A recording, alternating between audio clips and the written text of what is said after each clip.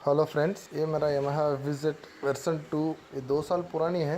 2015 में लिया था। अभी कुछ दिनों से इंजन का अबनॉर्मल साउंड मैं ऑब्जर्व कर रहा था। स्पेशली आइडियल रनिंग में प्रॉब्लम मैं ऑब्जर्व कर रहा था। जब क्लच प्रेस करने से वो आवाज़ नॉर्मल हो जाता है, फिर रिलीज करने से फिर आवाज़ आना शुरू हो जाता है। तो मैंने लोकल मैकेनिक शॉप में लेके गया। उन लोग चेक करके बोला है क्लच प्लेट का प्रॉब्लम हो सकता है। तो मैं चेंज करने से पहले एक बार इंटरनेट में चेक किया तो स्लो स्पीड एडजस्ट करने से ये इंजन का साउंड नॉर्मल होने का चांसेस है करके पड़ा था। तो मैंने आइडियल स्पीड थोड़ा ट्यूनिंग किया, लेकिन पहले मेरा आइडियल स्पीड था 1000 आरपीएम में, जब मेरा माइलेज था 49 किलोमीटर तक दे रहा था। अभी आइडियल स्पीड में एडजस्ट किया है, इसका मतलब थोड़ा आरपीएम बढ़ाया था। इंजन का साउंड नॉर्मल हो गया, लेकिन माइलेज 2-3 किलोमीटर कम हो गया।